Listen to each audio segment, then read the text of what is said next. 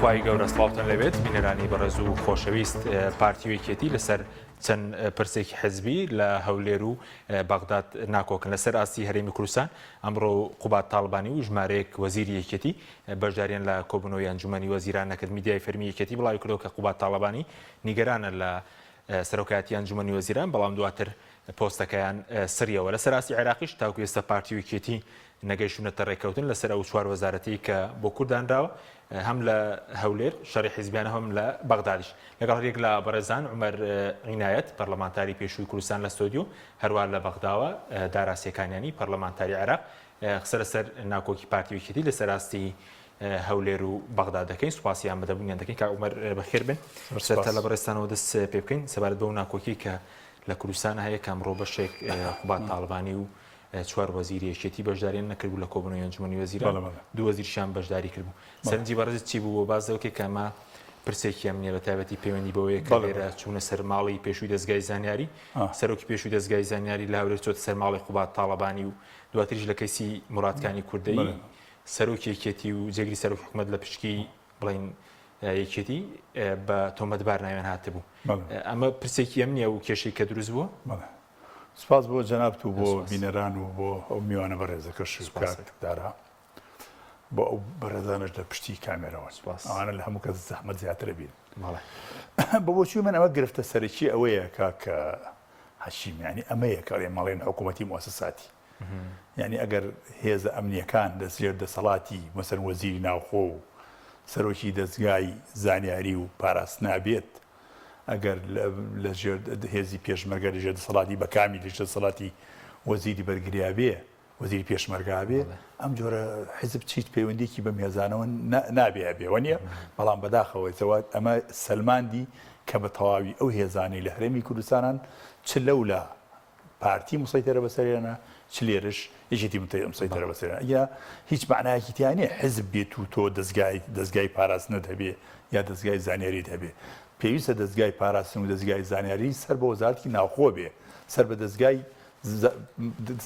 بە دەستگای زانیاری و پاراستنی هەرێمی کوردستان بێ ئەو کاتە بەرپرسی دەستگاکە یان وەزیرەکە ئەگەر کەسێک لە ناو دەستگاکە بڵێن لاساریەکی کرد یا خەرقێکی کرد یا کەسێکی تیرۆر کرد یا تەعەدای لە کەسێک کرد ئەوان لە ڕێگای دادگای عسکەری خۆیانەوە ئەتوانن لێپێچینەوە لەو جۆرە کەسانە بکەن بەڵام ئێستا وای لێ هاتووە بەرپرسی حیزبەکانن لێپێچینەوە لە هێزە سەربازیەکانەکەن لە هێزە ئەمنیەکانەکەن ئەوە گرفتی سەرەکیەکە لە هەرێمی کوردستان هەیە خۆزگە بە خۆزگایی بەم شێوەیە نەبوو کە ئێمە چەند ساڵە هاوارەکەین لە تەلەڤیزیۆن بە نووسینی خۆمان هاوارەکەین کە با حکوومەت موسساتی بێ مەبەستی سەرچیمان ئەمەیە کە هێزەکانی نیشتیمانیەکانمان ژێردەسی حزب دەربێنین بیخێنەوە ژێر دەسەڵاتی دامەزگەکانی حکوومەتی هەرێمی کوردستان بەڵام بەداخەوە تا ڕۆژ بە ڕۆژ پێچەوانەی ئەو ویست و ئارەزووی خەڵکی کوردستانە و ویست و ئارزووی کە ئێمە داوایەکەین بە تەواوی تۆخ بووەتەوە هێزەکانی کە لە هەبی دێگەڵە بەم لاوەیە لە ژێر دەسەڵاتی یەکێتی نیشتیمانی کوردستانە بە تایبەتی سەرۆکی یەکێتی نیشتیمانی کوردستانە هێزەکانیش لەو لای دێگەڵەشەوە بە تەواوی لەژێر دەسەڵاتی پارتی دیموکراتی سەرۆکی پارتی دیموکراتی کوردستانە ئەمە کارەساتێکی زۆر گەورەیە دێمە سەر ئەوەی کە جەناب باست کردوتی هەندێ لە ئەمڕۆ عەلا ئاساس بەڕێز قوبات تاڵبانی بەشداری نەکردووەکو ناڕازاییەک سەبارەت بەو هەڵوێستانەی کە حکوومەتی هەرێمی کوردستانیان پارتی دیموکراتی کوردستان هەیەتی لەبەرەوەی هەندێک بڵێن لە دادگاوە هەندێک ئینزار و ئەوانە هاتووە بۆ بەڕێز پاڤڵ تاڵبانی و بەڕێز قوبات تاڵبانی ئەوەی کە بەلای منەوە سەیرە ینی پێم وایە دوو وەزیر بوو یان من مەبەستم بە وەزیرانە نییە بەڵام سیاسەتێکی پارتی دیموکراتی کوردستان هەیە کە من حەزەکەم ئالێرەوە بە بەڕێست و بە بینەرەکانیشی بڵێم ئەمەم لە ڕۆژێک لە گردەکە و کاتە من لە گردەکە بووم کاندیدەکان دیاری ئەکران بۆ وەزارەتەکان بەڕێزێک لەوێ بە پسێکی باڵاش بوو تەرحیش کردوتی دەمەوەلا لەسەر ئەو بنەمایی کە چەند بەڕێزێکی تر لە خەتی گۆڕان لایەندا خۆتە زانی هەم وەکو حیزبی هەم لە وەزارەتخانەکانە بوون و کە گۆڕان ناردنی و دوایی ساغ بوونەوە لەسەر پارتی و بە کوردەکەی لە خەتی بزنەوەی گۆڕان لایەندا و بەوەش بووە بەمایی دەردیسەری و زیانێکی زۆری لە بزاوتی معارزە بوون و معارزی بەڕستکاری بەرامبەر بە حکوومەتیە ئەو برادەرە وا تەرحی کردوتی ئەبێ لە مۆلا هەر کەسێک چووە ناو حکوومەتەوە ئێمە غەرامەیەکی لەسەردانێن بە مەبلەغی 200 میلیۆن دینار و لەبێت لە کاتب عەدلیش تەزیق کرێ ئەگەر لە خەتی لە سیاسەتی گۆڕان لایدا ئەو کاتە ئێمە بەم پێ سزایەدەین. منیش هەر خۆم پێ نەگیرا لێ دەمودەست هاتم وتم وەڵی ئێمە زۆرم پێسەیرە ئەم قسەی جەنابەت دەیکەی ئەمە هەر شتێکی عەجایب ئەم قسەیە. مرۆڤی ئەگەر بێوێ لە خەتی گۆڕان لایدا چووە لای خەتێکی تر ئەگەر تۆ 200 غەرامەی لێسێنی بەرامبەرەکەت 500 میلیۆن 200 میلیۆن دیناری لێسێنی بەرامبەرەکەت 500 داتێت 300 هێڵەگرێ بۆ خۆی 200شی ئەیا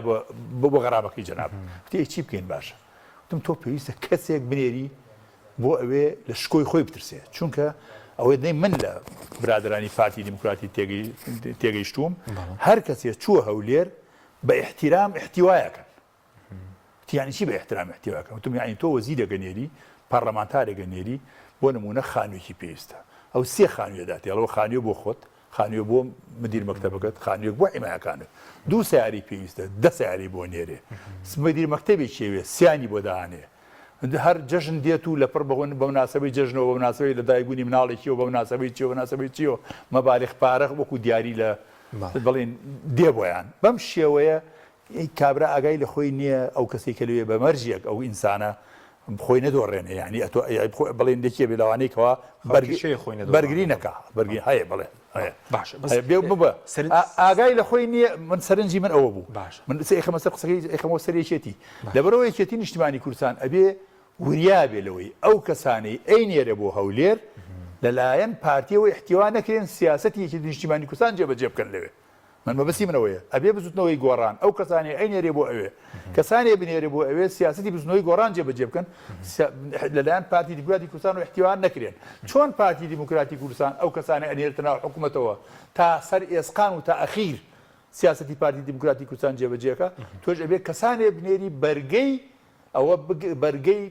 مادە بگرن بەرگەی ئەوە بگرن بەڵێن خاڵی لاواز نەدەن بەدەستەوە لەلایەن پارتی دیموکراتی کوردستان و احتیوا باشە بەسەرین چی ئەمەوەدا پەرلەمانەکانش ڕاست باشە بۆ قوات تاڵبانی ئەمڕۆ قوات تاڵبانی بەشداری نەکرده بوو وەزیری بۆ نمونە کشت و کاڵ پێشمەرگە خوێندنی باڵا وەزیری هەرێم بۆ کاروباری بەغداد ئەوانە بەشداری نەکرده بوو بەس وەزیری ڕۆشنبیری و پلاندانان بەشداریان کرد بوو سەرنج چی بوو من وەڵامەکەم هایتەوە بەڵێ وەڵامەکەم هایتەوە من تەسەووری منەوەیە دوو احتیمالی هەیە یان تەسەوور ناکەم ئاگایان لە کەس نەبوو احتیمالە بڵێن جۆڕایەڵی ئامۆژگارێکی قوبات تاڵەبانی نەبوو بن بە ئەو هەر هۆکارێکەیە احتیمالە وا بێ بۆ چوونی من ئەجینا چۆنە بێت تۆ لە ڕێگای حیزبێکەوە ببووی بە وەزیر بەڵام وەزیرەکەت بێوێ هەڵوێستێک بەرامبەر بە حکوومەتەوە وەرگێ تۆ جۆڕایەڵی تەوجیهات دەڵێن بۆ گەیاندنی پەیامەکە بووە ئەوە قسە نییە سکرتێری ئەنجومەنی وەزیری ڕۆشنبیری و وەزیری پلاندانە بەشداری خۆی ئەبێ شتی پرۆتۆکۆلی هەیە گە ناڕازایی هێز شتێکە نووسیە بۆ سەرۆکی حکوومەت دەڵێ من لە فلان و لە فلان و لە فلان هەڵوێستی تۆ ناڕازیم ئەوەی ئەیکەی حەسار ڕێبەر لەسەر سلێمانی دانەوە ئەوەت کردووە بەبێت تاوان ئێمەدا بۆ نمونە بەبێت تاوان ئێمەتان داوە بە دادگا ئێوە هەڵوێستان نییە من حەسانەی خۆم هەیە ئەم ئەوەی هەولێر ڕوئەدا بەرامبەر بە سەرۆکی یەکێتی نیشتیمانی کوردستان و بەرامبەر بە جێگری سەرۆکی حکوومەتی هەرێمی کوردستان قابلی قبول نییە خۆی تەلەفۆنی ڕاستەوخۆی هەیە یان تۆ بڵێ ئەوە لاواز بێ نەتوانێت لەگەڵ بەڕێز مەسعود بارزانی قسە بکات من تەسەوور ناکەم خۆی زمانی هەیە ئەیتوانی زمان حاڵی حیزبەکە لە هەرێمی کوردستانە لە حکوومەتی هەرێمی کوردستانە بەڕێز قوبات تاڵەبانیە ئەوە شتێکی زۆر نالۆجیک و نامەنتیقیە بڵێ وەڵام من دوو وەزیرم بەشداری کۆبنەوەکەیان بکردەوە بۆ ئەمە بە چوون من یەک نیشانەی پرسیاری گەورە لێرا دروستە بێ بۆچی ئەو دوو وەزیرە چوون ئەبێ خۆیان ڕوونی بکەنەوە بەڵام تقریبا من زمنیان لەسەر لە پێشەوە شتێکم شەرح کرد ئەبێ کاتێ ئەوان وەڵامی ئەو پرسیارە بدەن و ئەناسن ناو ئەو کەوانەوە کە من باسم کرد باشە دێم وڵات مامۆستادارە سوپاس بۆ ئامادەبوونی بەڕێز شت دەبێت سەرنجی بەڕێز بزانم دوای لەسەر ناکۆکانی پارتیەکێتی قسە دەکەین بەس وا بڕیارە سپەی کۆبوونەوەی پەرلەمانی عێراق بە دیاریکراوی دیاریکراوە ناوی کاندید و بەرنامەی وەزاری کابینەکەی سوودانیتان پێگەشتووە؟ ناوی خوای بەخشندەی میهرەبان سپاس بۆیە دیارە هەمومان ئەزانین ماوەی چەند ڕۆژێک قسە لەسەرەوە کرێ کە پێنجشەمە دەنگدان بێ بە کابینەکەی سوودانی ئەگەر چی تا ئێستاش جۆرێک لە کارنامەی دانیشتنەکە و هەروەها خاڵبەندی دانیشتنەکە نەگەیشتە بۆ پەرلەمانتاران بەڵام دیارە دانیشتنەکە تایبەتە بە دەنگدان بە کابینەی حکوومەتی سوودانی هەروەها بە کارنامەی حکوومەتەکەی و بە خودی خۆی وەکو سەرۆکی ئەنجومەنی وەزیران و هەروەها بە وەزیرەکانیش. دیارە ئەوەی کە ئێستاە لە ڕاگەاندنەکانی بەغا و بە هەروەها لە کەناڵە عەرەبیەکان بازەکرێ جاروبار قسە لەسەرەوەکرێ کە هەندێک لە وەزیرەکان گۆڕانکاریان بەسەرادێت چون خۆتان ئەزانن لێرە دوای ئەوەی کە ناوەکان لەلایەن لایەنە سیاسیەکانەوە هەڵبژێڕێ و ئەدرێتە دەست سوودانی دوجار ئەبێ چەند دەستگایەکی هەیە لە عێراقا بەو دەستگایانە تێپەڕ ببێ کە دەستگای بۆ نەزاهەیە و مسائل و عەدالەیە و هەروەها مەسائیلی خوێندنی باڵایە بۆ بژەڕاستکردنەوەی بڕوانامەکانیان. دیارە ئەو تحقیقاتە تەواو بووە بەڵام هەندێک قسە لە هەندێک لە بەربژێرەکان گۆڕانکاریان بەسەرا بێ بەدڵنیایە لەوانەیە ئەتوانم بڵێم هەتاوەکو دانیشتەکەش دەست پێ کاتە بەیانی دوور نییە گۆڕانکاری ڕوودا. باشە بەس سپەی سەعات 2:30 دیاریکراوە بۆ کۆبوونەوەی پەرلەمان وایە؟ باشەکرێ سەعات 2 دانراوە بەڵام وەکو پێم وتی تا ئەم لەحزەیە کە قساکەین ئێمە کارنامەی دانیشتنەکەمان لەسەرەوەیە کە کارنامەی ئەنجومەنی وەزیران بەرنامەی سەرۆکی حکوومەت بۆ کابینە وەزارەتی بدرێ بە پەرلەمانتاران و لەوێ سێرێکی بکەن چۆن لە ڕابردووە بۆ هەڵبژاردننی سەرۆکی کۆمار بەهەریەکە لە بەربژێرەکان درا بە پەرلەمانتارەکان دیارە بۆ ئەمەش بە هەمان شێوە لەوانەیە پێشەوەی دانیشتنەکە دەست پێ بکا و سیڤی وەزیرەکان و هەروەها کارنامەی حکوومەت بۆ بەرنامەی بۆ ئەزموونی حکومداری خۆی و هەروەها درێتە پەرلەمانتاران و دوجاری تر دەست پێ بکات و دانیشتنەکە و کارەکانی خۆی بگرێتە. بەس مامۆساوی کە دیاریکراوە باسی پشکی بڵێن باو پارتی و یەکێتی وەریدەگرتن وەزارەتی دەرەوە ژینگە و داد و نیشتەجێکردن بازۆکرێت تاکو بڵێن جگەلەوەی لەسەر راستی کوردستان ناکۆ لەوێش لەسەر ئەو پۆستانە کێشیان هەیە بازەکە تاکو ئێستا یەکلا نەکراونەتەوە بە تایبەتی وەزارەتی ژینگە کە ئایا بۆ پارتی بیان بۆ یەکێتی بێت چووکە بازەکە وەزارەتی دەرەوە و نیشتەجێکردن بۆ پارتی یەکلا کراونەتەوە وەزارەتی دادیش بۆ یەکێتی کێشەکە باسی وەزارەتی ژینگە دەکرێت چی هەیە لەو بارەیەوە لە بەغدا؟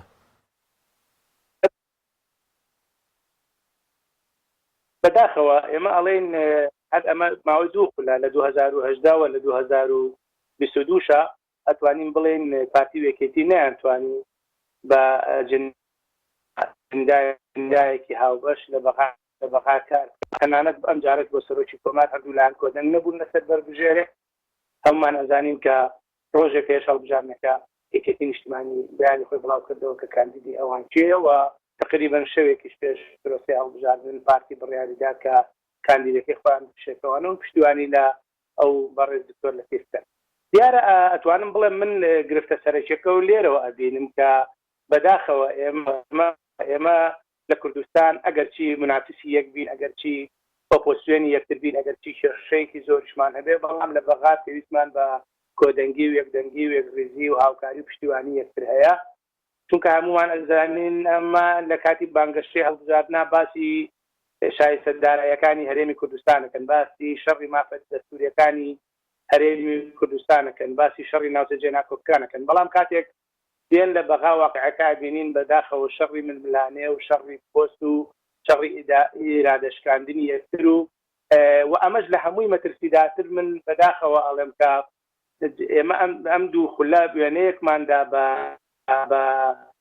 هێزە عێراقیەکان کە ئەکرێ لە خولەکانی داهاتوە عێراقیەکان بڵێن مەرج نییە کاندیدی سەرۆک کۆمار ئەو کاندیدە بێ کە کوردەکان لەسەری کۆدەنگن ئەکرێ یەکێکی سەربەخۆش بێ و لایەنەکانی تر لە عێراقا پشتیوانی لێ بکەن ئەو دێ بە سەرۆک کۆمار لەبەرەوەم پێم وایە گەورەترین مەترسی ئەمە بوو کە بەداخەوە توانم بڵێ پێشکەشمان کرد کە ئەکرێ ببێ بە سەرەتای خاڵی لاواز بۆ پێرگەی کورد لە بەغدا گرفتەکەش ئەوەیە کە هەستی بەداخەوە یەکێتی نیشتیمانی کوردستان و پارتی دیموکراتی کوردستان سیراعەکان سیراعی ئەمڕۆ نییە پێم وایە سیراعێکی تاریخیە و لە هەرێمی کوردستانە بەرز و نزمی زۆر ئەبینێەوە زۆر جارگرفتی گەورەی دروست کردووە بۆ قەیران گەورەشی دروست کردووە وە لە بەغاش ئەتوانین بڵێن ناوماڵی کوردی پەرد بووە هێز سەنگی لایەنە کوردیەکان لاواز بووە کە ئەمە هەمووی گرفتێکەوە ئەم جارش ئەتوانین بڵێن لایەنە کوردەکان بوون بە دوو بەشەوە کە هەریەکەیان چووە گەڵ هاوپەیمانیێک ئەگەرچی ئەوە پەیمان تێک گۆڕانکاری بەسەرها ئەتانین بڵێن بە تعبیرێکی بچووک پارتی وێکێتی بەیەکەوە نایان کرێ و بەبەیەکیش نایان کرێ یعنی ئەمە گرفتەکەیە کاتوانین بڵین بەڵام هیوادارین هەموو کاتێک ئینسان یا هەر لایەنێکی سیاسی هەستی کرد هەڵەیەکی کردووە هەستی کرد وەکو پێویست نەیتوانیەوە خزمەتی بەرنامەی کار و خزمەتی گەل و نیشتیمانی خۆی بکە ئەکرێ محافتەیەکدانێ بۆ ئەوەی زۆرێک لە جۆرەکان هەڵوێستەیەک بکە و کۆتایی بەم جۆرێ لە ململان و سیراع بێنێ کەجگە لە زیان هیچ شتێکی تری بۆ کورد و کوردستان بەرهەم نهێناوە. بەڵێ سوپاس دەکەم دێم وڵات لەسەر کاندیدەکانی شەر قسە دەکەین دواتی دێم وڵات ماوەسەکە عومەر لەسەر عراقش دوای سەرنج دەزان بەس هەر ئەمڕۆ بڵێنەوە ڤیدیۆکێتی سەدانی چەند لایەنێکی کردهبوو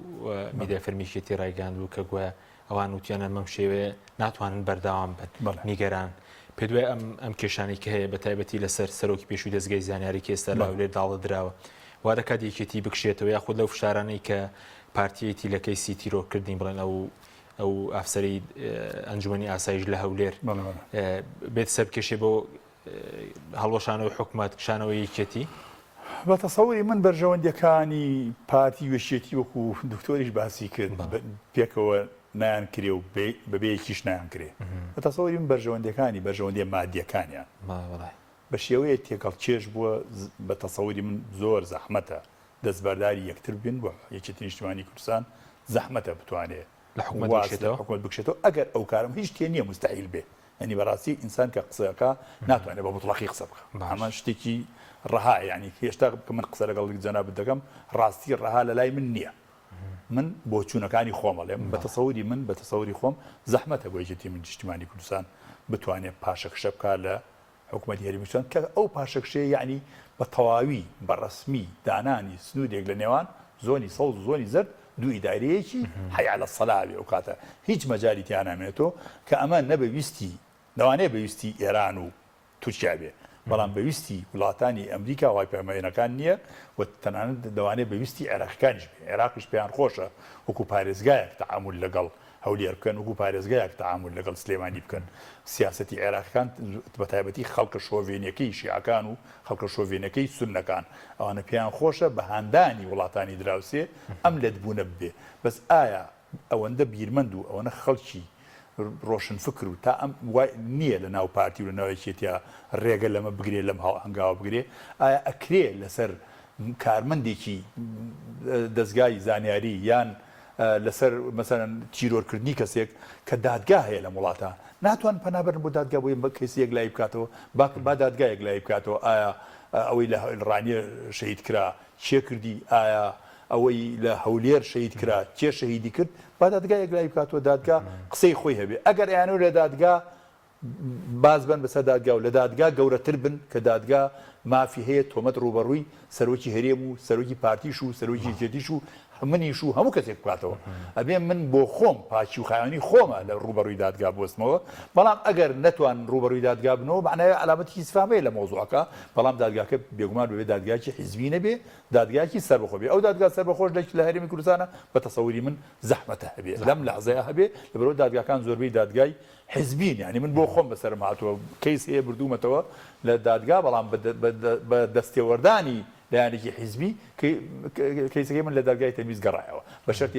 ینی حاکمەکە پێی وتموتی وەڵاهی من زۆر متەئسیرم حەق بەلای تۆ بوو بەڵام ئەوە بۆ من گەڕاوەتەوە بۆ شێوەیان پێڵێ لەبەرەوە بە بۆچوونی من ئێمە ئەگەرەمەوە سەر سەرچەکەی ئەوڵم ئەگەر وڵاتێکی مؤسساتی بێ پێویست ناکە پارتی تەدەخولکە یانێکی تەدەخولکە مؤسسەتەکانی حکوومەت وەزارەتی پێشمەرگە وەزارەتی ناوخۆ دەستگای زانیاری و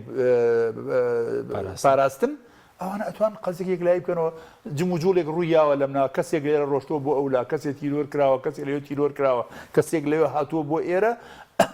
دیارە خۆ دیارە وەکو تیلی بەرامبەرکی لێ هاتووە یەکدوانێت چۆ بۆ ئەولا یەکدوانێ هاتووە بۆ ئەملا ئەمە دیارە بەکارێنانی وەرەقە وەشتێک کشی لە یار نەچێ لە کاتێکە ئێستا ئەوان پەرلەمانیان تەمەنی پەرلەمانیان بە ناشەرعی درێژ کردەوە لەگەڵی تەمەنی حکوومەت و تەمەنی سەرۆکی هەرێمیش ئەوان بە شوێن خەڵقی ئەزەماتە ئەگەڕێن بۆی ئەوشتان لە بیری خەڵک بنەوە یعنی سەخەریکە وای لێدێ بەهۆی ئەم ئەزمە بچووکەی کە کەسێک لەولا ڕای کردو کەسێک دادگاداوەکە ڕۆژانە سەدان کەس دادگا داوایەکە بۆچی کێشە نییە بەڵام کەسێک خۆی بە چیە زانێ سەرۆکی هەر دەستگایە بێ حکوومەت داوای بکە ڕابچێتە بەردەمی دادگا ئەوە لاهوری شێخزەنگی چوە بەردەمی دادگا باقی چەکە بە پاڤێڵی تاڵەبانی بەڕێز پاڤێڵی تاڵەبانی و بەڕێز باولی و بەڕێز قوباد و بەڕێز مەسعود و بەزەر مەسعود بچنە بەردەم دادگا لەسەر و هەمومانەوەیە پێویستە سەڵ نەکەینەوە دادگا مادەم من پاک بم کاتی خۆی من قسێکم کرد برادێک ئەو کاتە جێگری سەرۆکی حکوومەت بوو مۆزوعێکی تێوەگلابوونش دێریدان نووسیم ئەگەر ئەوێ لە بەرچاوی خەڵک بەراعەتی زیممەتی خۆی بکا با بچێ بەردەمی دادگا هیچ کەشێکی تانێ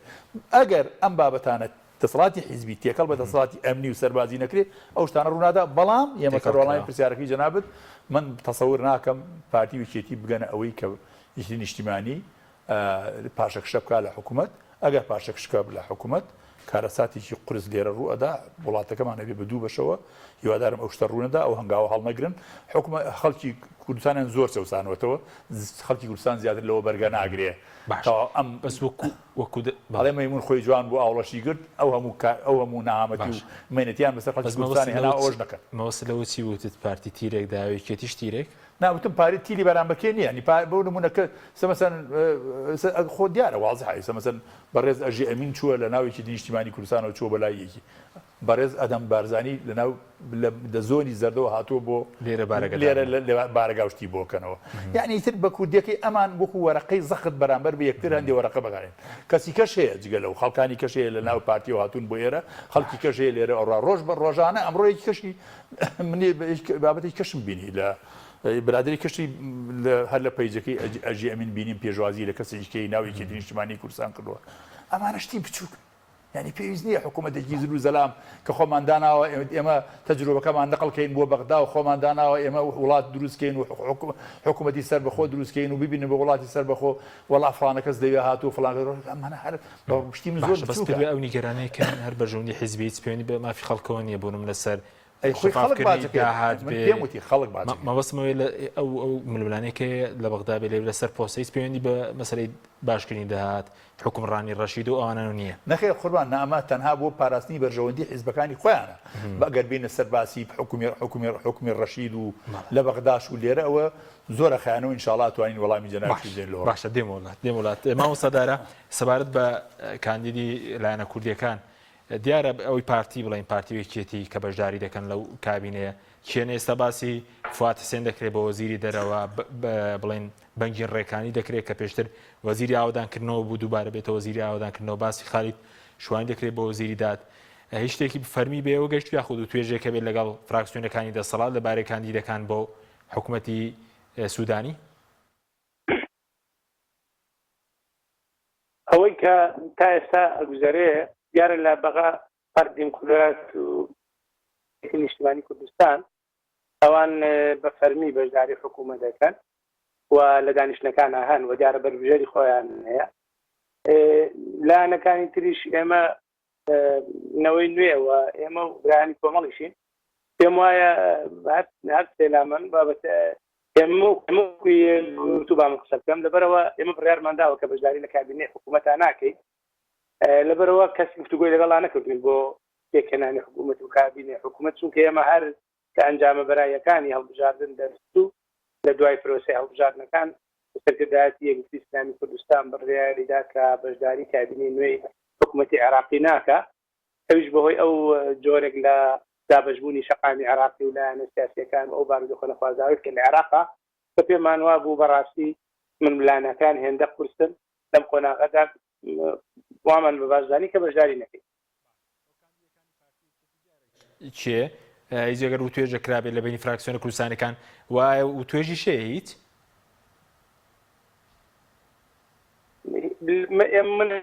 من وەکو خۆمان قساکەم هیچ گفتوگۆ و توێژێکمان نییە چونکە ئێمە وەکوتم بە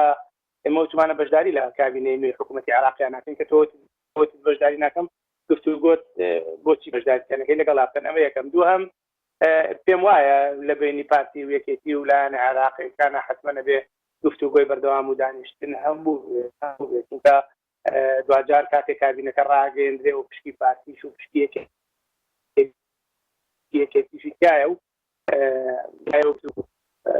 جەلساتی بەردەوامیان بوو مامۆستا ناوانەی کەن بۆ پشکی یەکێتی و پارتی دیارن ئێستا ڕوون بۆتەوە دیارنەوەی کە باز دەکرێت لە بەغداد کێبن هەر ئەوەیە کە زیاتر ئەتوانین بڵێن لە دەستگاکانی ڕاگەاندن لە سۆشیال میدیای ئیشارەی پێدرێ ئەگەر چی جاروبار قسەیەک لەوە ئاکرا بە لێدوانی لایەنەکانە کە ئەوان ئەو لایەنە پێوە بێ پۆستەکان بۆ ئەو بێ و لایەنەکەی تر پێوایە بێ بۆ ئەو بێ بەڵام ئەمەش لەوە ناچێ بڵێن قسەی کۆتایی و گرنگی لە فەتاسەتی هەبێ چکە دوجار ڕاستە تۆ لەوانەیە لایەنێک پاڵێراوێکی هەبێ هێنێتە سەر بەر مەبنای دەنگدانی ئەنجومان بۆ وەزیرەکان وەک ئەزانن تەنیا تاک بە تاک دەنگی بۆ ئەدرێ دوور نییە جاری وایە تۆ وەزیرێک لایەنێکیان لایەنێکی عێراقی و کوردستانیش کە وەربژێری کردووە چێ ئەوە دەنگی پێویستە هێنێ بەڕاستی کە ئەمەش خۆی لەبەرەوە بەیانی پێمانەڵێن کە نەتیجەکە دەرەچێ ئایا هەر لایەنە و چەندێک لە وەزیرەکانی پەسەند دەکرێت و دەنگی ئەندامانی ئەنجومەنی نوێنەران بەدەستە هێنێ و بە وەزیر. باشە باس لەوەی کابینەکەی لە 22 وەزارەت بۆ 23 ئاوە پێک دێت پێ دوایە بەیانی هەمویان دەنگیان پێ بدرێ وەزیرەکان هەموو پۆستەکان لە بینی بۆ منە شیعە لە ناو خۆیان سونە کورد هەمویان دەنگیان لەسەر نادرێت تەواوی کابینەکە ئەتوانین بڵین هەردوو حاڵەتەکە واردە حاڵەتەکەی ئەوەیە کە لە 50 زائیدێکی وەزیرەکان لە کابینەکە دەنگی لەسەر بدرێ و ئەکرێ زیاتریش برێ یان چەند وەزارەتێکی کەم ئەگەر لە ئەنجامی گفتوگۆکانی ئەم شۆ و ئەم ڕۆدا نەگەشتنە نەتیجەیەکی کۆنکرێتی لەسەری وەڕێک نەکەوت بن بۆ نەوەزیرێک یان وەزارەتێکی دیاریکرا قسەی لەسەر بێ ئەکرێ هەڵبژیرێ بۆ دانیشتێکی تر بەڵام ئەوەی کە چاوەڕوان نەکرێت کە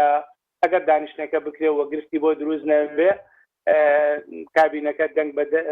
دەنگ ئەهێنێ بەڵام ئیتر چەند وەزیر ئایا هەمویان بنیان چەند وەزیرێکی کەم وەزارەتێکی کەم ئەمێنێتەوە بۆ دەنگی لەسەر بدرێ ئەتوانم بڵێم ئەمە عێراقا ناتوانی هیچ گرنتێکی لە 100% بدەی بارودۆخەکە لەوانەیە لە سعاتی ئەخیرا بەڕاستی پێچەوانە بێتەوانە ینی بارودۆخی ئێمە بەغا وابوون چەندین جار دانیشراوە بەڵام لە پڕ بارودۆخێکی ناسایی لە بەغایە هاتووە ئاراوە توانین بڵێن گۆڕانکاری بەسەر ڕووداوەکان داهاتووە. باش ئەگەر بە کورتی وەڵامی پرسیارەشمەندەی تۆ مامۆستایی سەدرریەکان ئێستا بێدەنگە ناوان هیچ کاردانەوەیکیان نییە سەدرریەکان تا ئێستا ئەگەرچی ئەمشۆ جەنابی سەدر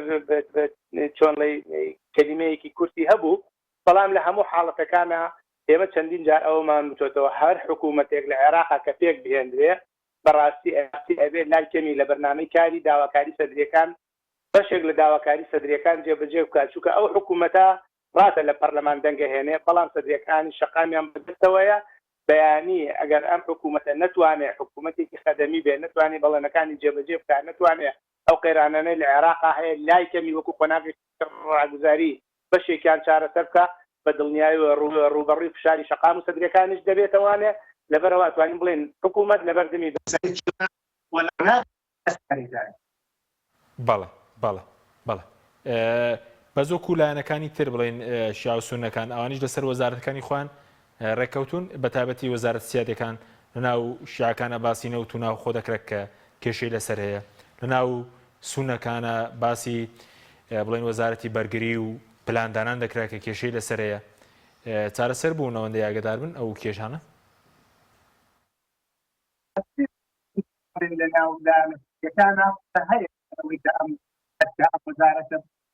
وزارة كان لنا واني اساسا كان كان من وزارة وزارة بيان له سنوي او دورك انت وزارة انا افتح هنا التودا يعني ام توافق العراقي بعراسي ما تدو هزار جو فتاو بتا وزارة انا لاي دكاتره يعني لا يعني تجاري كلاون فلا وجورك للدورتان أتوانين بلين الفريق أقدم الحكومة كانت وقت تجاوز لهم عن ينداء يجيب البرلماني نعم بس بروسيس سياسي يكون حكوماني كردستان والعراق ينداء برلماني حاولات كانوا أزمين الديمقراطي وخدمة كبير خلاص بدأ خارج السماء لأكثر أقول كان ولا بازار الرياض توجو واستەکەین بەڵێ بینەرانی بڕێز ناوبڕێکی کورت و دەینە وڵاتان لەگەڵمان بێنەوە تاکە بریکاری تۆڕی میدیایی کۆمەڵ بۆ بەرهەمهێنان و بڵاوکردنەوەی ڕێکلام. لەگەڵ پاکێجەکانی بۆ هەمومان لە کۆڕک هەموو پێداویستیەکانت لە یەک پاکێجدا بەردەستن، کاتژمێری زیاتر و گەگەبایتی زۆرتر. پاکێجەکانی بۆ هەمومان لە کۆڕک هەفتانە و مانگانان و پڕ لە گەگەبایتی ئینترنێت و کاتژمێری پەیوەندیکردن بۆ سەرجەم تۆڕەکان. پاکێجەکان بۆ هەموو هێلەکانی پریپەید بەردەستن. بۆ بەشداربوون پەیوەندی بکە بە ئەستێرە 238 پەنجەرە.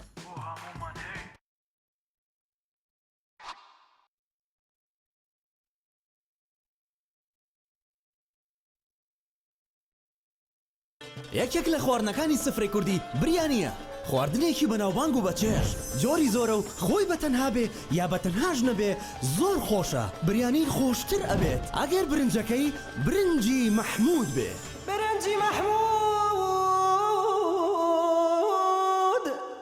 دڵنییا بوومینیە ئەو جبسەی وێنەی نییە، کەرتامێکی بێخۆشە بۆ من بۆ ئەو بۆ تۆشە. ئادەی پێم بڵێن چییە؟ جبسینینی تامێکی لە یاد نەکراوە. تۆپ ئارت تاکە بریکاری تۆڕی میدیایی کۆمەڵ بۆ بەرهەمهێنان و بڵاوکردنەوەی ڕێکلام.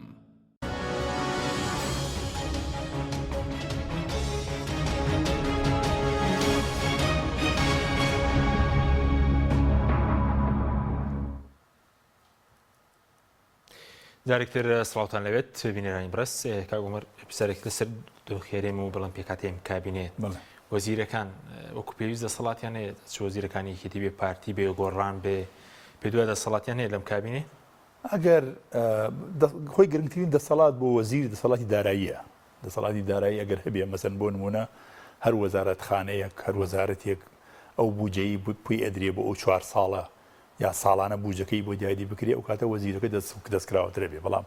وەکو جەنابەت دەزانی لە 2013ەوە ینی من کە لە پەرلەمان بووم تا ئێستا میزانیە نهاتۆتە ناو پرۆژەی بودجە نهاتۆتە ناو پەرلەمانی کوردستان. کاتیش پرۆژە نایەت ئەو کاتە ئەنجومەنی وەزیران جێگرەوەی پەرلەمانە بێ، یعنی دابەشکردنی پارەکە بەسەر پارێزگاکانە بۆ سێکتەرەکان بۆ وەزارەتەکان، وەزارەتی تەندروستی لە سا 5 وەزارەتی پتەبەرۆدە لە سا 3 ئەو وەزارەتە لە سا کشتتوگاڵ لە سا 4 بۆ نمونە. بەڵام زۆر بەداخەوە ئەم پرۆژەیە لە بەرۆی نەهاتووە ئەمە وەزیرەکانشی کە لە پچ کردووە لە بەرۆی ئەو بەرنامەیە کە لە مێشکیانایە یا ئەو بەرنامە وزاری کە پێشکەشیان بۆ وەزیران هەری وڵا بە تەسەوری من پارتیەکانیش کە لە بچەکراون، بەڵام لەبەرەوەی پارتیەکان سەرۆکی ئەنجومەنی وەزیران بۆ خۆی پارتیە ئەو لەبری ئەوانە توانێت ئیشکا ئامروە ناهی لە هەرێمی کوردستانە بەڕێز مەسوود بارزانیە ئەوە پێتەڵێ چی بکرێت تەڵەمانی خۆشی ئەو کە لە بچەکرا. بە تەسەوری من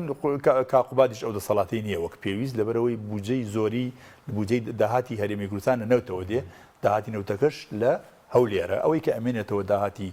دەست دەواازە سنووریەکان و باج و خەراج و ئەوانەیە بەو شێوەیە نییە کە بەڕێز قوبات تاڵەبانی بتوانێت هەڵسوکەوتی وەزیری داراییش چاوەڕێی دەستی وەزیری حسابانە سروشتیەکانە چنی پارەوە بێ، بەڵام فی کولی الأحوالەوەکو عەرەبەکاڵێ هەمویان ئەگەڕێنەوە بۆ لای بەڕێز سەرۆکی ئەنجومەنی وەزیران ئەوە بڕیارەدا چ پرۆژەیە هەبێ چ پرۆژەیە نەبێ. پێشتری شەروا بووە یان بەڵێ پێشتری شەروا بووە تا میزانیە لەو کاتێککە میزانیە نییە کاتێ سەردەمی بەڕێز نێچیروان بازانیش بوو لە ساڵی 2013ەوە کە ئێمە لە پەرلەمان بووین هەر ئەو بوو بڕیارێت تەنانەت خودی پەرلەمان کە ئەبێ سەرچاوی دارایەکی سربەخۆ بێ خودی پەرلەمان چاوەڕێی دەستی سەرۆکی ئەنجومەنی وەزیران بوو کە پارەکەی بۆ بنێرێ بیا بە موچەی ئەندام پەرلەمانەکان بێ بە موچەی کارمەندەکان هەتا دەسەڵاتی دادوەریش ئاوا چاوەڕێ بوو. بڕێی من خۆی کاتی ئەتوانی بڵین دەستگاکانی هەرێمی کوردستان سربەخۆن کە لە ڕووی داراییەوە سربەخۆ بن، بەڵام ئەمان سربەخۆ نین دا هەمیشە چاو لە دەستی ئەنجومەنی وەزیران ئەنجومەنی وەزیرانی چاو لە دەستی سەرۆکی ئەنجومەنی وەزیران. باش بەس ئێستا دۆخەکە چی لەسەر بڵین بەرژەوەندی حزبی شەڕە لە کوردستان پارتیویەتی لە بەغدا بە هەمان شێوە گوێنەگرتنێ لە داواکاری جەماوەر کەمی خزمەت گوزاریە ئەنی دۆخی کوردستان لە ناکۆکیەکانی بە تەسەوری من ئەمە بەردەوام نابێ. ئەمە یەکەم ئەم قەیرانە دروستیان کرد بۆ ئەوەیە کە شەرعەتێک بدەن بە درێژکردنەوەی پەرلەمان بەردەوام نابێ. ئەم قەیرانە لە بەغاش کۆتایی پێدێ لە هەرێمی کوردستانیش کۆتایی پێدێ و پەردێکیشی بەسەر ئادەن ئەمە لێرە حەزەکی ئەم بابەتە لەسەر بەردێکی لەسەر دادنێن بەرژەوەندیان ئەوەندە گەورەیە لەسەر ئەو بابەتە تێکی ناتن. بەرژەوەندی ئابووریشی و بەرژەوەندی ئیداریشیان هەیە و هەروە حکوومەتەکانی چواردەوریش تەدەخولەکەن خۆوارەوە نییە و ئێران لەولاوە قسەی لەقەیە تورکیا لەولاوە قسەی هەیە عێراق قسەی هەیە ئەمریکا قسەی هەیە ئەمان بەتەواوی ناتوانن هەموو شتێ خۆیان بن لە هەرێمی کوردستان. باش ئەی لەسەر بەغداد ئەوەی حکوومەتی نوێ پێک دێت چاوەڕێی چیرە دەکرێت یاخود بڵین دووبارە لەوێش شەڕەکە لەسەر پۆستە لەسەر کارنامەکەنی حکوومەت وەڵی خۆی جارێ با بگەڕێنەوە بۆ ئەوەی ئێمە وەکو کورد ئەمە لە ساڵی 2023ەوە ڕژێم ڕووخاو لە 2005ەوە دەستور نووسرایەوە و بەبەر ڕسمی حکوومەت بەشداری کردووە تا ئەم لەحزەیە ئێمەی کورد چ سوودێکمان لە حکوومەتی ناوەندی وەرگرتووە ئایا لە ڕووی ئیداریەوە ڕاستە تا ساڵی 2014 تقریبن لە ڕووی بەداراییەوە باش بوو بەڵام لە ڕووی جێبەجێکردنی مادەی 140 ئێمە زیانمان تیا کردووە لە ڕووی تەمە بەسم ناوچە جێناخۆکەکانە ئێمە زیانمان تیا کردووە لە ڕووی تعریبەوە لە سەردەمی بەعس و لە سەردەمی مەلیکیشەوە تا ئێستا بە هیچ شێوەیە عملەی تعریب بەم شێوەیە خەتەرناک نەبووە کە ئێستا حتا تەتریکیش هێیسە عملەی تعریب هەیە تورکەکانیش بە هاندانی تورکیا تورکمانەکانی کەرکوویش بە هاندانی تورکیا جۆرێک لە چەوسانەوە بۆ کوردەکانن سە بچۆ سەیری ڕێژەی کارمەندەکانی کوردەکان کردە ناو دامودەزیەکانی کەرکووک بزانە کەمترین ڕێژانێ لە تورکمانەکانیش کەمترن و لە هینەکانیش کەمترن لە عەرەبەکانیش کەمترن لە کاتێکا ڕێژەی کورد و بەرامبەری ئەوانە لەبەرەوە ئێمە ئایا ڕئیسی جمهور دەوری چی بۆ لەما نوێنەرەکانمان لە پەرلەمان چی بۆ لەبری ئەوەی بەداخەوە نوێنەرەکانی ئێمە لە پەرلەمان لە ئەنجومەنی نوێنەرانی عێراق مەشغوڵی ئەوە بن مافە دەستوریەکان بۆ هەرێمی کوردستان وەربگرنەوە سەرۆکی کۆمار ڕێگری بکات لە بەکارهێنانی سوپا لە 16 ئۆکتۆبەرا کە بەرامبەر هێزی سوپا بەرامبەر بە هەرێمی کوردستان و داگیرکردنی هەرێمی کوردستان ڕێگری بکات بە پێی دەستور کە نابێ هێزە چەکدارەکانی عێراق بەشداری لە کێشەناو خۆیەکانە بکەن. ئایا سەرۆکی کۆماری ئەو سەردەمە ئەمەی بەکارهێنان بەکارهێنێنە ئایا پەرلەمانتارەکان پەنایان برد بۆ ئەم مادەیە نەخێر پەنایان نەبرد ئێمە تەخوین کراین وای لە هات لەسەر ریفراندۆمێک وای لە هات خەری بوو ئێمە بە خەڵکی کورد بە خیانەتکار و ئەوانە دناو بندێ بەڵام بەداخەوە هیچ ڕۆڵێکیان نەبوو ئایا بۆ قەرەبووکردنەوە مەسەرن کویت 30 میلیارد دینار قەرەبووی 130 میلیارد ڕقەمەکەم بەتەواوی لەبەر نییە هەموو قەرەبووی خۆی وەرگرتەوە ئایا لە ساڵی 1963ەوە دەیان شاری وەکو سەیسایق وەکو دووکان وەکو هەڵەبجە وەکو قەڵازیە ئەمانە ڕووخاون و کاول بوون وەک ماوەد وەک قەرەداغ ئەمانە لەگەڵ زەوی تەخت بوون قەرەبووی ئەمانە 4000 گوند ڕووخاوە قەرەبووی ئەمانە لەکوێ و ئەم نوێنەرانی ئێمە لە بەغا چیان کردووە کەواتە بوونی ئێمە لەوێ لە بەغدا چ سوودێکی تا ئەم لەحزەیە جگەلەوەی سوودی بۆ حیزبەکان و ئەو نوێنەرانەی کە ئەچنێ بەغا و بۆ وەزارەتەکان و ناو دەرکردن و پارە کۆکردنەوە بۆ چوونی من لەسەر ڕنگدانەوەی نەبووە لەسەر بۆ بەرژەوەندی خەڵکی کوردستان سەر کۆمارگە بە کورتی ببوورە من سەرەتا باسی سەر کۆمارم کرد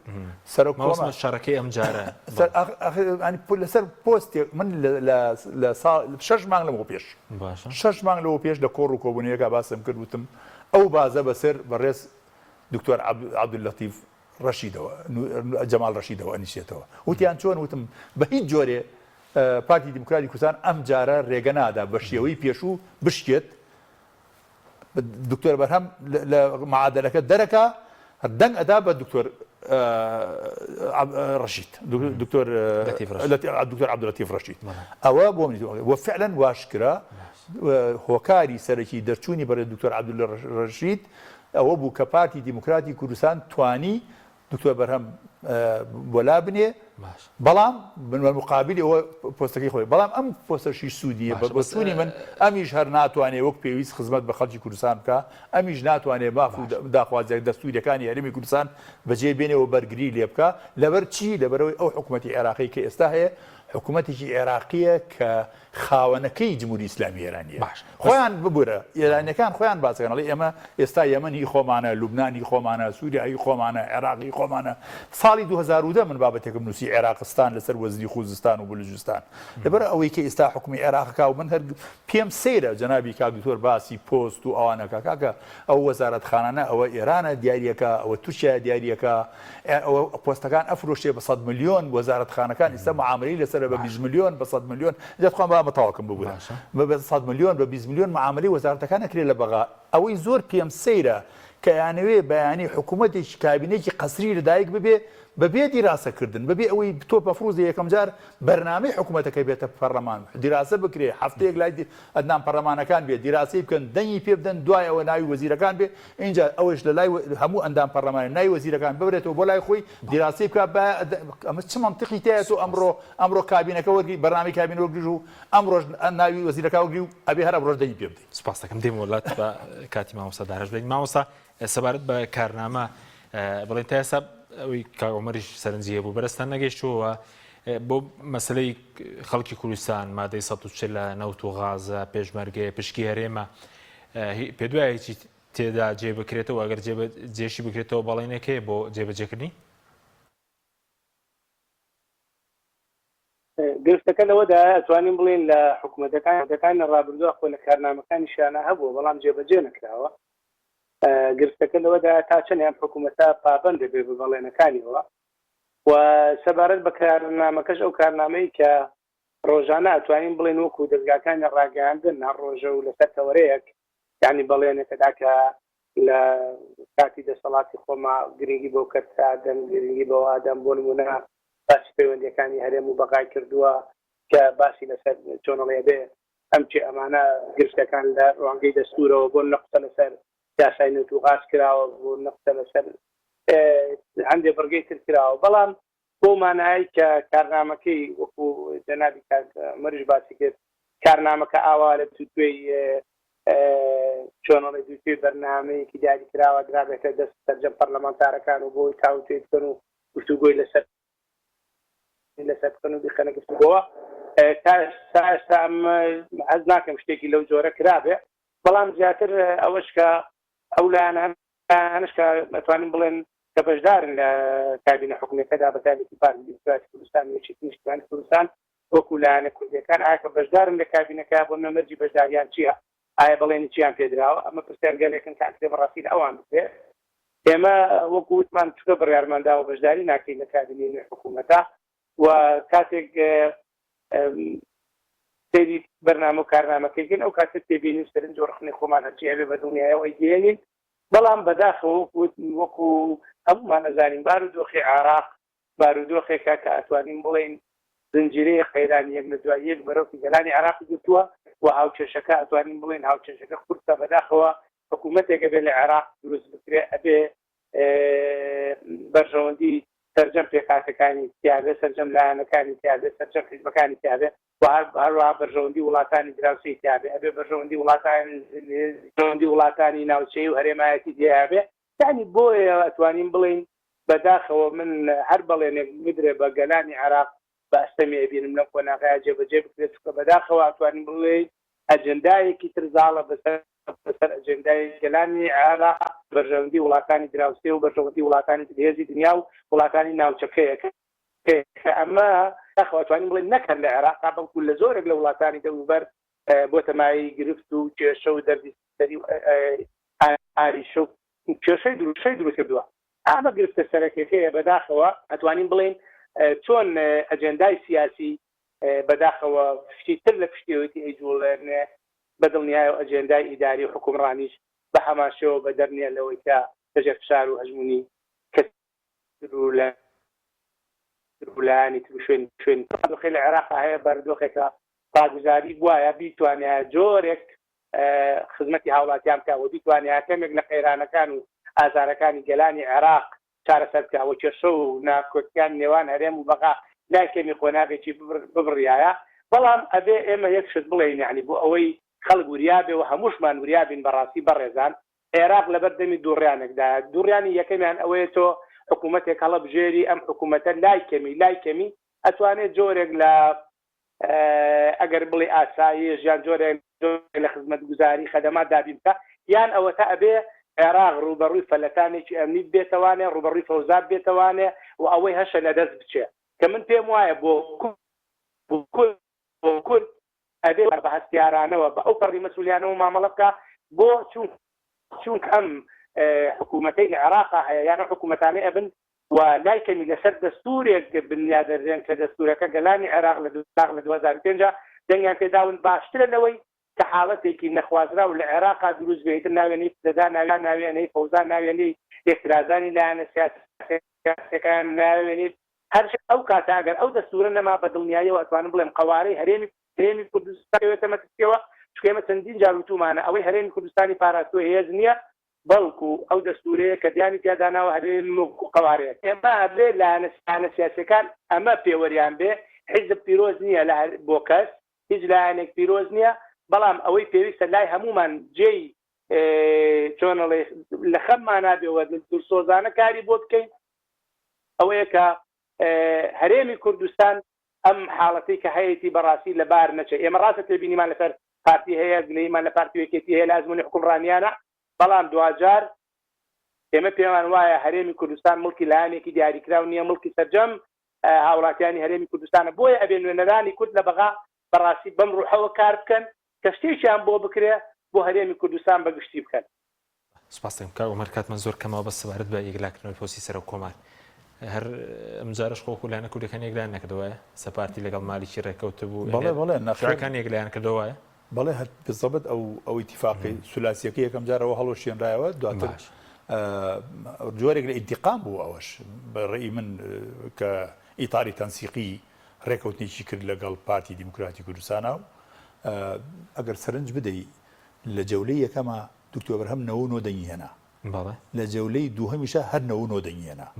لەبەرەوە بە بۆچوونی من یەک کەس لە برادرانی یەکێتی نیشتیمانی کوردستان و هاوپەیمانەکانیان یەک دەنگی خۆیان بە دکتۆر عەبدوڵەتیف ڕەشید نەداوە مەزمانێکی خۆ لەناو چوارچێوە هەماهەنگی دەنگی چوارچێوەی هەماهەنگی لەگەڵ پارتی ڕێکەوتن بۆ ئەوەی کەوا دەنگ بدەن بە دکتۆر عەبدوڵەتیف ڕەشید بەس چی وای کرد مالیکی و بارزانی کە پێشتر دوژمنی یەکتر بوون یەکتریان تۆمەت بادەکرد لەسەرەوە ڕێک بن زين چۆن لە سیاست فەنی ممکناتە وەکو شای ئێرانوتی پەدەر و مادەر نەدارە کاتێ بەرژەوەندیەکان لە یەک نزیکە بنەوە اینجا ئەوش لە یاد نەچێ ینی پارتیش جۆرێک لە هینی کرد بۆ ئێران جۆرێک لە تەنازولاتی کرد لە ڕێمالیشیەوە بۆ ئێران ئەوەشی ئەو سەرۆکوەزیرانێکی ئێساکێ تەرشیح کراوە بۆ ئەوی بێتە سەرۆکوەزیرانی عێراق بە مبارەکەی ئێران بووە ئەوان دیاریان کردووە بۆ ئەوەی پارتی موافقە بکات لەسەر ئەم سەرۆکوەزیرانە مالیکی و ئیتاری تەنسیقی بەشێکیان موافق بوون لەسەر ئەوەی دەنگ بدەن بە دکتۆر عەبدوڵەتیف ڕەشید بۆ ئەوەی دکتۆر بەرهەم بخەنە دەرەوەی کەوانەکەوە لەگەڵ پارتی ڕێکەوتن پارتیش مەڕەشاقی خۆی بکشێنێتەوە ئەمە هەمووی جۆرێ لەعبەیە بوو کرا بۆ ئەخیرن بەڕێز دکتۆر بەرهەم زیانی تیا کرد بەڵام ئیتر ئەوە سیاستە وەکو پێم وتی سیاست هیچ دایک و باوکی نییە پێویستە هەمومان تەحملی ئەنجامەکانی بکەین سەرۆکی کۆماریش مورچی هیچ کەسێ نییە بە بۆچوونی خۆم لە یەکەم سەرۆک کۆمارەوە تا ئەم سەرۆک کۆمار و تا ئەوەی دواشی دێ ئەگەر ئابم شێوەیە سیاسەتی عێراق لە دەرەوەی عێراقدا بڕژێ ئێمەی خەڵکی کوردستان سوود و پۆستانە وەرناگرین کە لە بەغدا بمان باش بەس وەکو دۆخی کوردستان چی بەسەر دێ ینی لەو هەموو تەنگژەی کورناڕزایەتی خەڵکە کەمی خزمەت گوزاریە بێکاریە کێشەی سوتەمەنیە خەڵکی کوردستان من شیکردنەوەیکی زۆر ئیسا هەر شۆفێرەکەی بەڕێزدان کە هاوتی ئەوە بۆچی ئاوای لاتووە خەڵکی کوردستان دابش بووە من بە پەلە ئەیڵێم ئەمە ئەگەر زۆر بەپەرێڵم گریمان خەڵکی کوردستان 6 ملیۆن کەس بێ 2 ملیۆنی لە خاریجە و لە کۆمپانیەکانی کردی تایبەت چەندی مایەوە 4 ملیۆن لەم 4 ملیۆنە 2 ملیۆنی خوار هەردە ساڵە چەندی مایەوە 2 ملیۆن ئەم 2 ملیۆنە 500,000 هێزی چەکدارە 500,000 خانە نشینە چەندی مایەوە 1 ملیۆنی مایەوە ئەو 1 ملیۆنەش پەرتەوازە بووە مەسەن بۆ نمونە حیزب هەیە ئەڵێ من معارەزەم ئەڵێ من معارەزەی ئەم حکومەتەم لە عینی کاتشە بەشداری لە حکومەت هەیە هەر لەناو حکوومەتی محلیەکانە خەڵکی هەیە تۆ گەر معارەزی چۆن خەڵک لەناو حکوومەتە هەیە حتا لە دۆک برادرانی یەکگرتو جەنابی کاگتۆ خۆیدارە لە دۆک دەریان کردن لە حکوومەتە محلیەکەی ئەوێ تۆ ئەبێ یا معارەزی بە تەواوی لە ناو پەرلەمانەوە دەست پێکەی معارەزەبی تاکو ناو ئاخر جمگەی حکوومەت یان ئەوێ لە ناو هاوبەش بێگەڵ حکوومەتە یان وەکو بزنەوەی گۆڕان مەسەن سەرەتا ئێمە جڵەوەکەمان بەدەستەوە گرتەوە لە ئەخیرا ئێمە وتمان بەرەو دەسەڵات و بەرەو دەسەڵاتەکەش ئەو بووە لەبەرەوە جۆرێک لە ناومێدی لای خەڵکی کوردستان دروست بووە بە بۆچوونی من هەتا جیلێکی نوێ پێنەگا کە حکوومەتی هەرێمی کوردستان نەتوانێت ئاوا دەستەمایان کا بە موچە و بە موچێکی کەم و بە هەندێک ئیمتیازات بە بۆچوونی من تەسەوەری گۆڕانکاری ناکەم بەڵام لەگەڵ ئەوەشا خەڵکی کوردستان سزای پارتی ویکێتیاندا لە هەڵبژاردنەکەی پێشوو لە سا 22 دەنگەکاندراوە بە پارتی ویکێتی لە سا 78یان پێ نەدراوە. سوپاسان دەکەم کاتمان تەواو زۆر سوپاس بۆ بەرزان عومەر عنایەت پەرلەمانتاری پێشووی کوردستان هەروەها مامۆستا دارا سێکانیانی پەرلەمانتاری عێراق لە فراکسیۆنی یەکگرتووی ئیسلامی. سوپاس بۆ بینەرانی بەڕێز، سوپاس بۆ هەمکارانم، خواتان لەگەڵ.